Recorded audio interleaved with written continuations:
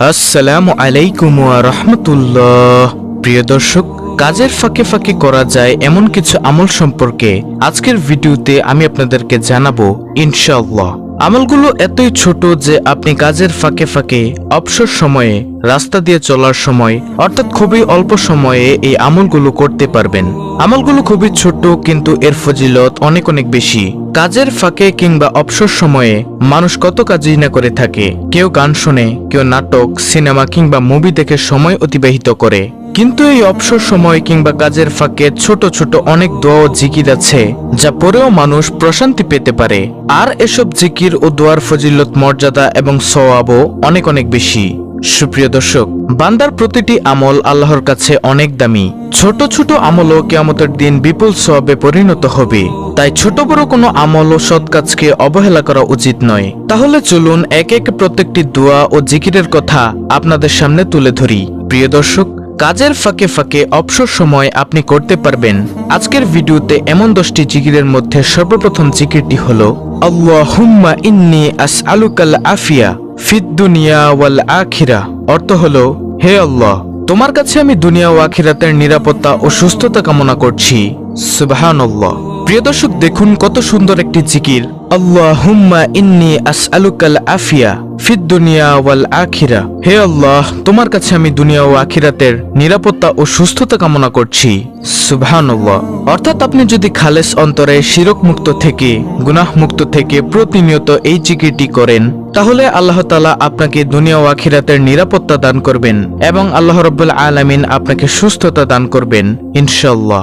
প্রিয় দর্শক, কাজের ফাঁকে ফাঁকে অবসর সময়ে আপনি করতে পারবেন আজকের ভিডিওতে এমন 10টি জিকিরের মধ্যে দ্বিতীয় নম্বর জিকিরটি হলো লা ইলাহা ইল্লা আনতা সুবহানাকা ইন্নী কুনতু মিনাজ জালিমিন। প্রিয় দর্শক, এটি হচ্ছে দোয়া ইউনুস। এর অর্থ হলো, তুমি ছাড়া কোনো মাবুদ নেই, তুমি পবিত্র সুমহান, আমি নিশ্চয়ই জালিমদের দলভুক্ত। প্রিয় দর্শক, এই জিকিরটির ফজিলত হলো, দৈনিক একবার দোয়া ইউনুস পড়লে পদমর্যাদা সমুন্নত হয়। আল্লাহ তার রুজি রোজগারে সমৃদ্ধি দান করেন, দুঃখ, যন্ত্রণা, পেরেশানি, অশান্তি ও কষ্ট প্রভৃতি দূর করেন, তার জন্য সব রকমের কল্যাণের দ্বার খুলে দেন, শয়তানের প্ররোচনা থেকে তাকে রক্ষা করেন। প্রিয় দর্শক, কাজের ফাঁকে ফাঁকে অবসর সময়ে আপনি করতে পারবেন আজকের ভিডিওতে এমন 10টি জিকিরের মধ্যে তৃতীয় নম্বর জিকিরটি হলো সুবহানাল্লাহি ওয়া বিহামদিহি সুবহানাল্লাহিল আজিম। অর্থ, মহান সেই আল্লাহ এবং তারই সকল প্রশংসা। মহান সেই আল্লাহ যিনি সর্বোচ্চ মর্যাদার অধিকারী। আবু হুরায়রা রাদিয়াল্লাহু তাআলা আনহু থেকে বর্ণিত হাদিসে রাসূল সাল্লাল্লাহু আলাইহি ওয়াসাল্লাম বলেন, দুটি বাক্য এমন রয়েছে যা বলা সহজ, আমলের পাল্লায় অনেক ভারী আর আল্লাহর কাছেও অধিক পছন্দনীয়। সেটি হলো সুবহানাল্লাহি ওয়া বিহামদিহি সুবহানাল্লাহিল আজিম।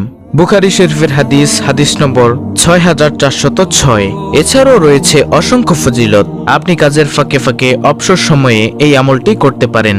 প্রিয় দর্শক, কাজের ফাঁকে ফাঁকে অবসর সময়ে আপনি করতে পারবেন আজকের ভিডিওতে এমন 10টি জিকিরের মধ্যে চতুর্থ নম্বর জিকিরটি হলো সুবহানাল্লাহ। হযরত সাদ ইবনে আবি ওয়াক্কাস রাদিয়াল্লাহু তাআলা আনহু বলেন, আমরা রাসূলুল্লাহ সাল্লাল্লাহু আলাইহি ওয়াসাল্লামের নিকট ছিলাম। তিনি বললেন, তোমাদের কোনো ব্যক্তি প্রত্যেক দিন 1000 নেকি অর্জন করতে সক্ষম কি? তন্মধ্যে একজন বললেন, আমাদের মধ্যে কোনো ব্যক্তি কিভাবে 1000 নেকি অর্জন করবে? তখন রাসূল সাল্লাল্লাহু আলাইহি ওয়াসাল্লাম বললেন, 100 বার সুবহানাল্লাহ বললে তার জন্য 1000 নেকি লেখা হবে অথবা তার 1000 পাপ মোচন করা হবে। মুসলিম শরীফের হাদিস, মিশকাত শরীফের হাদিস। এছাড়াও রয়েছে অসংখ্য ফজিলত। প্রিয় দর্শক, কাজের ফাঁকে ফাঁকে অবসর সময় আপনি করতে পারবেন আজকের ভিডিওতে এমন 10টি জিকিরের মধ্যে পঞ্চম নম্বর জিকিরটি হলো আলহামদুলিল্লাহ। আলহামদুলিল্লাহ শব্দের অর্থ সমস্ত প্রশংসা মহান আল্লাহর জন্য।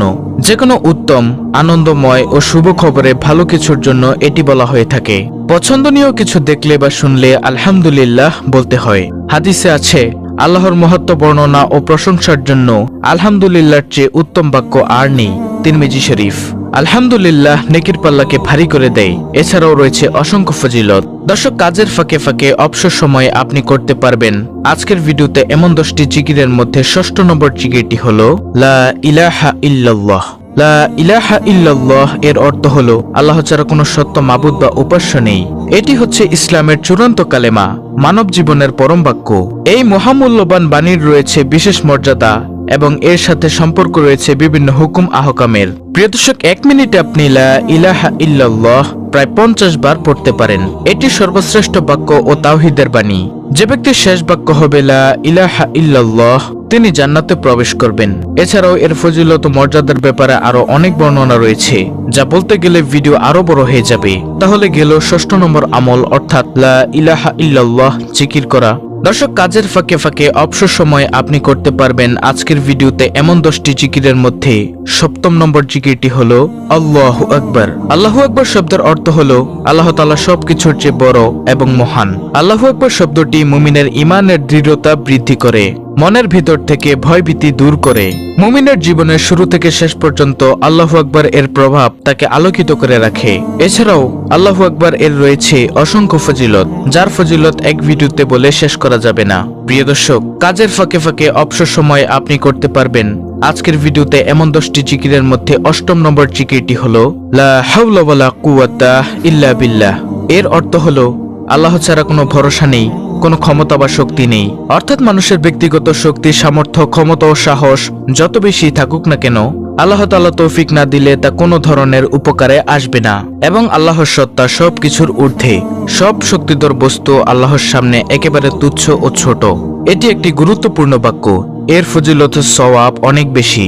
যখন মানুষ নিজস্ব ক্ষমতার বাইরে কোনো পরিস্থিতি ও কাজের মুখোমুখি হয় যা সম্পাদন করা তার উপর কষ্টসাধ্য হয়ে পড়ে, তখন এই বাক্যটি পড়তে হয়। এছাড়া শয়তানের কোনো প্রতারণা ও আক্রমণ থেকে বাঁচার জন্য এই দোয়াটি পড়তে হয়, অর্থাৎ লা হাওলা ওয়ালা কুওয়াতা ইল্লা বিল্লাহ। আমলটি করার ব্যাপারে হাদিসে অনেক বর্ণনা এসেছে। আবু মুসা আশআরী রাদিয়াল্লাহু তাআলা আনহু বর্ণনা করেন, রাসূল সাল্লাল্লাহু আলাইহি ওয়াসাল্লাম একবার আমাকে বললেন, তোমাকে জান্নাতের অন্যতম ধনভাণ্ডারের কথা কি বলে দিব? আমি বললাম, অবশ্যই বলে দিন হে আল্লাহর রাসূল সাল্লাল্লাহু আলাইহি ওয়াসাল্লাম। তিনি বললেন, লা হাওলা ওয়ালা কুওয়াতা ইল্লা বিল্লাহ।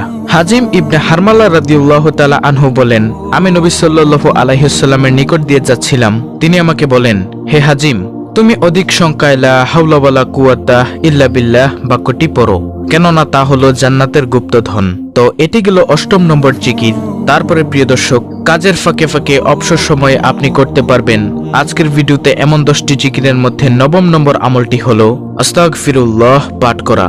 আস্তাগফিরুল্লাহ এর অর্থ হচ্ছে আমি আল্লাহর কাছে ক্ষমা প্রার্থনা করছি। কোনো খারাপ কাজ করে পরবর্তীতে অনুতপ্ত হলে এই দোয়াটি পাঠ করা হয়। আস্তাগফিরুল্লাহ এর প্রধান ফজিলত হচ্ছে আল্লাহ তাআলার কাছে ক্ষমা পাওয়া। আমাদের প্রিয় নবী হযরত মুহাম্মদ সাল্লাল্লাহু আলাইহি ওয়াসাল্লাম তাদের জন্য সুসংবাদ দিয়েছেন, যাদের আমলনামায় অধিক ইস্তেগফার পাওয়া যাবে। প্রতিদিন আস্তাগফিরুল্লাহ পাঠ করা নবীজি সাল্লাল্লাহু আলাইহি ওয়াসাল্লামের সুন্নতের অনুসরণ, কারণ নবীজি সাল্লাল্লাহু আলাইহি ওয়াসাল্লাম দৈনিক কমপক্ষে 70 বার ইস্তেগফার পাঠ করতেন। তাহলে গেল 9ম নম্বর জিকির, অর্থাৎ আস্তাগফিরুল্লাহ ইস্তেগফার পাঠ করা। তারপরে প্রিয় দর্শক, কাজের ফাঁকে ফাঁকে অবসর সময় আপনি করতে পারবেন আজকের ভিডিওতে এমন 10টি জিকিরের মধ্যে সর্বশেষ 10ম নম্বর আমলটি হলো নবীজি সাল্লাল্লাহু আলাইহি ওয়াসাল্লামের উপর দুরূদ পাঠ করা। সেটা হতে পারে দুরূদে ইব্রাহিম, যেটা আমরা নামাজের মধ্যে পাঠ করে থাকি, অথবা সবচেয়ে ছোট দুরূদ সাল্লাল্লাহু আলাইহি ওয়াসাল্লাম। আপনি যদি দুরূদে ইব্রাহিম পড়তে না পারেন, তাহলে আপনি পাঠ করুন সাল্লাল্লাহু আলাইহি ওয়াসাল্লাম, সাল্লাল্লাহু আলাইহি ওয়াসাল্লাম, সাল্লাল্লাহু আলাইহি ওয়াসাল্লাম। তাহলে আপনার দুরূদ আদায় হয়ে যাবে ইনশাআল্লাহ। দুরূদ পাঠের ফজিলত হলো, একবার দুরূদ পাঠ করলে আল্লাহ তাআলা 10টি রহমত নাজিল করেন। এ সম্পর্কে আবু হুরায়রা রাদিয়াল্লাহু তাআলা আনহু থেকে বর্ণিত, রাসূল সাল্লাল্লাহু আলাইহি ওয়াসাল্লাম বলেছেন, যে ব্যক্তি আমার প্রতি একবার দুরূদ পাঠ করে, আল্লাহ তাআলা তার প্রতি 10টি রহমত বর্ষণ করেন, তার 10টি গুনাহ ক্ষমা করে দেন এবং তার মর্যাদা 10 ধাপ বৃদ্ধি করে দেন। প্রিয় দর্শক, কাজের ফাঁকে ফাঁকে অবসর সময় আপনি করতে পারবেন এমন 10টি দোয়া ও জিকির। সংক্ষেপে আমি আপনাদেরকে আবার বলে দিচ্ছি।